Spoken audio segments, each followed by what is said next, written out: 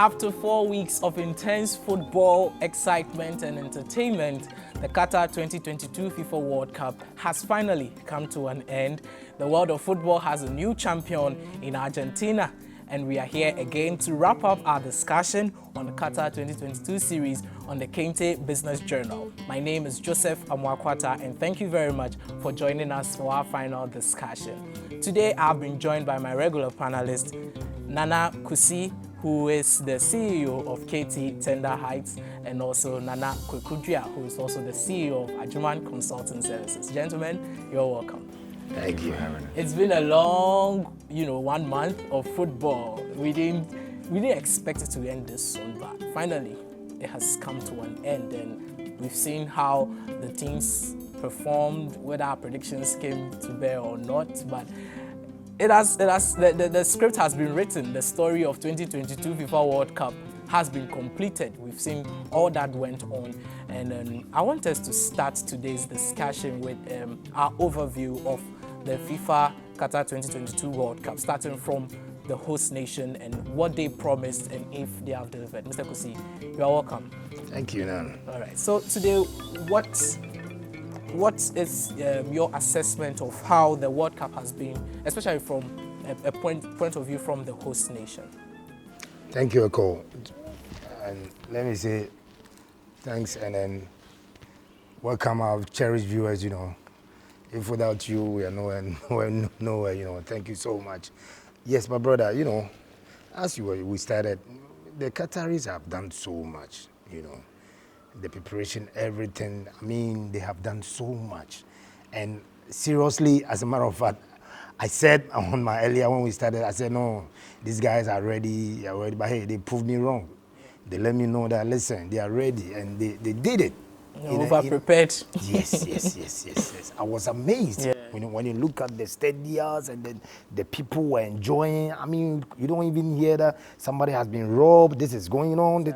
Listen, they proved me wrong. I thought that something strange is going to happen, but God answered our prayers, as we say, or we all say that.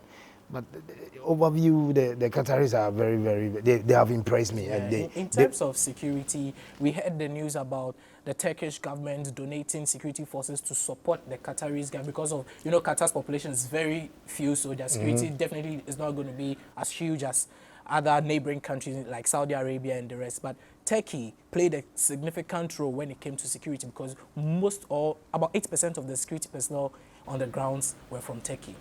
I mean, it's not bad. It's okay. It makes the game, it makes the whole issue so beautiful. It looks so beautiful. This is a World Cup. Yeah. And it's a concern of every country in this world. So if Qatar, the Turkish government provide the security for the Qataris or the Qatar government, it's your man's job. Yeah, promoting diplomacy and all of that. I'm hoping that for the years to come, when Africa had opportunity to do that, some of our neighboring countries will do the same thing. That's how it's supposed to be. It's your man's job. You come, I come. It's a left and right aspect, So the Turkish government need to be applauded. And for overview, I said the Qataris have proved me wrong. Seriously. So it throw a challenge to the next edition of the host. Yeah. Some people have said that Qatar has, given the Middle East, the Middle East a new, outlook. People who had never really seen anything good from the Middle East, because when you look at the news, it's always about war, it's always about hunger, it's always about whatever bad news that is always being published in the media. But this World Cup was an opportunity for Qatar to sell the Middle East, the Middle Eastern culture, the Middle Eastern people, their hospitality and all of that to the rest of the world. You're right, my brother. Seriously, the Qataris have proved everybody's wrong. For those people who have a negative idea about Qataris, their war and so on and so forth, this World Cup has shut everybody's down because they proved that, hey, we are at peace and the world is at peace. And they hosted the World Cup in a manner that you never thought. The stadia, the accommodation, the everything. You know what I'm saying? So it's a marvelous and it's enjoyable to watch how the Middle East. It's not about they shut everybody's down. They prove everybody's wrong. It's true. They let the whole world know that they are ready.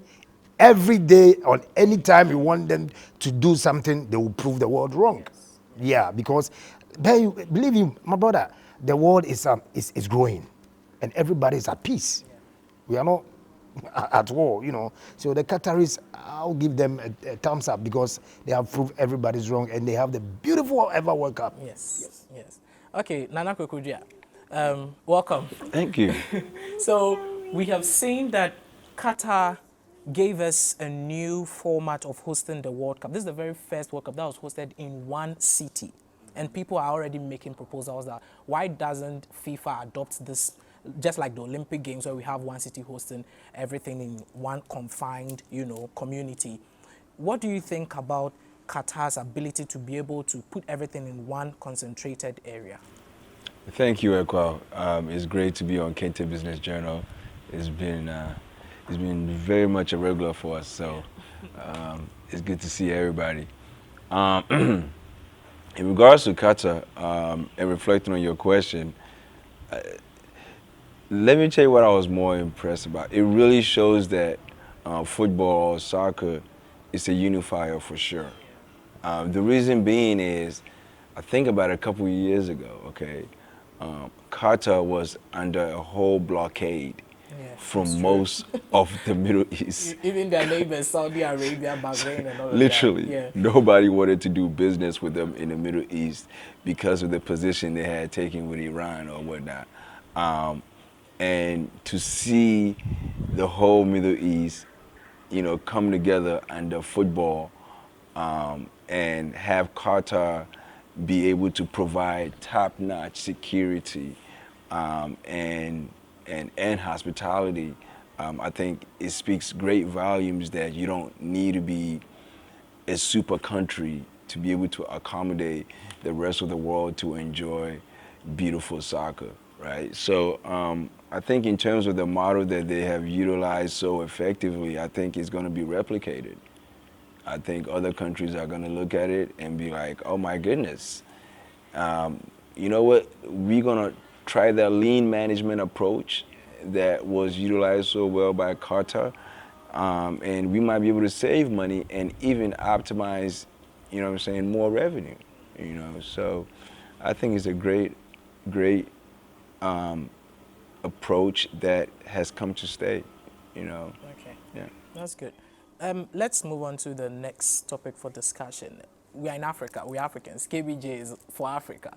And this is the first World Cup that an African team has made it into the semi-final, the top four. We've all been rooting for Morocco ever since they qualified to the quarterfinals, being the sole rep of Africa and then the Arab world as well. So Morocco has, set another bar for the continent. And funny enough, anytime an African team does well, at the next World Cup, there's always an expansion. When we look at 1990, Cameroon went there, qualified to the quarterfinals. In 1994, and coincidentally, the US hosted that World Cup. There's always an expansion. 1994 was the first 32 World Cup competition head. The same thing is being happening over here. Now we have gone a step further. Morocco has taken us to the semi-final. The next World Cup is going to be hosted in the North America, predominantly in the US. And then we are looking at 11 slots, or let me say 10 guaranteed slots for Africa. How are African teams going to prepare for the next World Cup to be hosted in the US and Mexico and Canada? Let me say, it depends on our teams, Yeah. Yes, you're right. It's a very good opportunity for Africans, right? Like what the Moroccan did. We all have to look what they did and follow their steps, because we are brothers. We can't even. I'm thinking about these things, right? All our FA presidents have to come in one umbrella. Think about what are we going to show the world? Because our earlier discussion, our meeting discussion, we said something that, listen, we have to go and let the world know that we got the talent. We have the talents, right? So we have to prove to the world that we have the talent. If you have opportunity to group our boys, cup them together, give them logistics and any necessary support, they will go and exploit. Now look at what happened to Morocco. They give them opportunity. They give them free roads. They psychologically, they psych them. They let them know that, listen, this is your time to prove to the world that I'm Ziyech, I'm Nana, I'm so and so forth. You know what I'm saying? They go and they perform and they did well. What are we doing? What are we studying? What are we following? Our countries or our teams or our FA presidents have to come to one umbrella. Listen, now we have 11 slots. Let's say 10 guaranteed slots. What are we going to do? We have to go and tell the world that we got a talent. If you look at the France national team, there are about 15 African players. So this tells you that if we have any logistics for our boys, we won't pay any sums of the so-called appearance, whatever the coaches and the whatever need for them to come and play, then we will go and do more. I think the next edition, it will be different thing altogether if we prepare very well. But if not, and we go like this, we'll come back and same old story and say, oh, Moroccan go and did well. Maybe the next time Senegalese will come home and will learn their mistakes and go and explore what more than what the Moroccans are did. But I'm thinking of the way we should strategize our teams and everything like the Moroccans did. Seriously, I didn't go for Moroccans. But in the latter part of the game, in the latter part of the tournament, I told Nana that, listen, Nana, these guys are going to win the World Cup. Seriously. Amrabat is the most staunch midfielder. You know the funny thing? At a point after Morocco beat Spain, some European media was making complaints about Morocco's style of play. They were saying that why does Morocco play without the ball? And it is not fair. It is not, it's not right for you to be playing without the ball. Because what Morocco simply does is to allow you to play. They are just back defending. So you get exhausted, they punch you, they are done. That's the whole strategy that they were playing with. So I found it very interesting that they were raising these topics that why is Morocco playing without the ball? My brother, everybody has his own tactics and information. Look at our first game. Like the same thing. Our first 30 minutes, we didn't go for the Portuguese territory. We sat back, we invited them, they score, we score. We score, they equalize. You know what I'm saying? So it's the tactics of the coach. This tells you that if Africa comes together, right, look at what the Turkish government did for the Qataris. They supply them, they help them with the security. If our Africans comes together and say, listen, it's about time we go to the World Cup and show the world that we got a talent, we have the talent. So let's conquer them. We can do it because we have the under 20 in our bags, right? So if you come together and have a tactically good coach, and they all come together and say, listen, this is not a war perceived like going to kill somebody, but it's a war playing soccer together, bring the trophies into Africa, then the world will know that, oh, yes, the African got a talent. Because when you look at the Moroccan or watch the Moroccan team, you can say that, listen, this is a very round and compact team. They know each other. I know that if I look at my right, my left, I will see Mr. Eko. If I look at my right, I will see Nana sitting by my beautiful granddaughter, and I look front, I see somebody else. That's what we were talking about. So the Moroccans did very well. The same way the other African countries have to learn. From each other. Yes, basically. we have to learn. Give our boys any necessary equipment that they want. You know what I'm saying? So that they can go out there and perform and have their names. Like the Amrabat and then Ziyech and then the one who played for the PSG. He's a fantastic player. Yeah, they have a very good goalkeeper. Even the bench are more solid than the players who started game. That is what we are talking about. And that is how Africans play. This tells you that when you win the African Cup of the Cup of Nations, you win the cup, it's not easy. It is not. Look at the Morocco. Look at what they did in Cameroon. Okay, Nana, quickly, I want to come to you. Looking at what Morocco did, how they have performed, and the future, we saw that after the World Cup, the least African team that was ranked was Ghana. We placed 24th ahead of 8 other teams. Someone would say that this was a fairly better performance by our African teams. It looks as if the teams, in spite of whatever happened, were a little bit more confident than they have always or previously been in tournaments. Are we supposed to build on this looking at the next World Cup coming, especially where we're going to be having a lot of debutants from Africa making it into the World Cup. We could be looking at teams like Zambia, who have tried so many times to qualify for the World Cup, never been there. Looking at teams like maybe even Libya and all of these other African countries. Are we supposed to build on our self-confidence as a booster in spite of our talent heading into US, Canada, Mexico 2026? Thank you. Now, your question reflected on Ghana specifically, or Africa. Africa? I mentioned Ghana because that was the lowest ranked African team Yeah. in the World Cup. Confidence. Wow. I think realistically, you know, like my grandmother used to say, you don't plant corns and eat yams. So realistically, the only people that planted corns and got corns in return was Morocco. Everybody else planted corns and was expecting yams because of what they invested in and what the outcome was. When you talk about Ghana, for example, this is a football nation with a predominantly, you know, historical teams within the country. You know, Accra House of Folk, Asante Kotoko. When you talk about Great Olympics, you know, these are local legendary teams.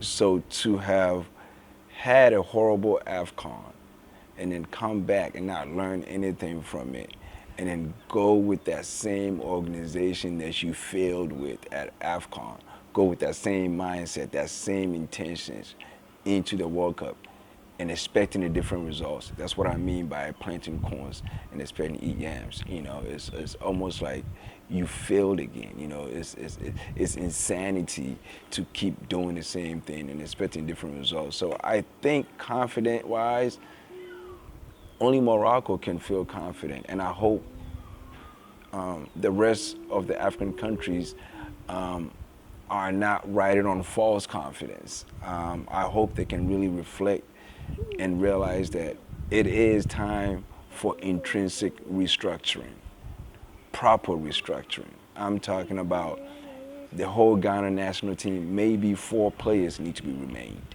Maybe 4 players. The whole so-called backroom stuff in terms of the executive management team that have been there, anybody that have been there, you know, either as an assistant or whatever, keepers for more than 10, 15 years. I want us to talk more from an African perspective. Well, I'm just giving Ghana because they are such a big football nation and they failed in AFCON and the World Cup.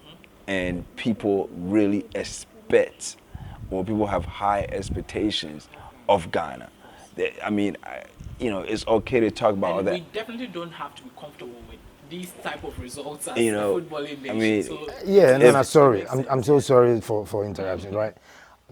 When Cameroon were playing their second game, Nana, could you believe that some journalists asked the Cameroonian supporters and said, hey, which African country do you think is going to qualify to the next stage? The Cameroonian supporters would say, Ghana now, don't you know? The supporters didn't mention even their motherland. They didn't mention it. They said, "Oh, now Ghana, don't you know that Ghana is going to qualify and go to the semi-finals?" You know what I'm saying? So the expectation of Ghana were very high. But look at what Nana is saying. He's right. Because the whole world, listen, if you listen to the legend Roger Miller in 1990, the BBC asked him, which African country would you think can perform more than you guys? He said, listen, there's a team in Africa called Brazil in Africa. The day they will qualify the World Cup, the whole world will see. Yes. You saw what happened in Germany 2006. Our maiden edition. We did very well. We lost our first match, you know, and then the second match we went ahead and beat the Czechs and then the US. Yeah. So this tells you that what Nana is saying, he's right. Although we are saying something about Africa, but what my brother is saying is right, because the expectation of Ghana were very high. And I'm sorry for interruption. Oh, no, I think you made some very, very good points. I think, again, when we talk about football, we have to talk about credibility.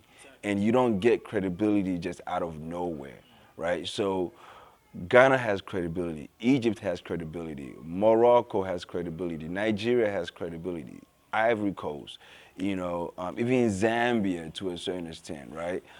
These countries are what we call the big football nations in Africa. And when they have the opportunity to be great and they literally lose that opportunity with horrible organization or with corruption or with this, they are costing these nations significant amount of losses, not only through job creation, but through the growth of a certain industries such as sports industry within the greater aspect of the economy. You know what I mean? Like we speak of Morocco. Morocco is definitely the bar for Africa now because not only do they invest in internal infrastructure development and the right policies to govern these infrastructures, but you can see they did real well with the women's AFCON. They've qualified for the Women's World Cup Right, next and year. exactly, and they qualified for the Women's World Cup. But you can see that whatever implementation they've put in place is working, and Ghana should have been Morocco long time. And this is not to, underestimate what Morocco has done. No, so, absolutely not. But Yeah. I'm saying Ghana won the AFCON 4 times before 1982 or by 1982. And since then, it's been complete failure. So you ask yourself, is this the Ghana going into 2026 World Cup? Now, coming to your question, I want to stay with you. Let's talk about being on corruption and mismanagement. Let's talk about how we can invest in the right places as Africa, as a continent. We've mentioned about learning from each other, helping each other in terms of preparations, but how are we going to prepare for the next World Cup and make sure that we are able to make it economically viable for Africans and also the huge African diaspora population in North America? The discussion continues in the next episode. Thank you very much for watching this video. Kindly subscribe, like, and share the Kente Business Journal TV on YouTube. It's bye for now.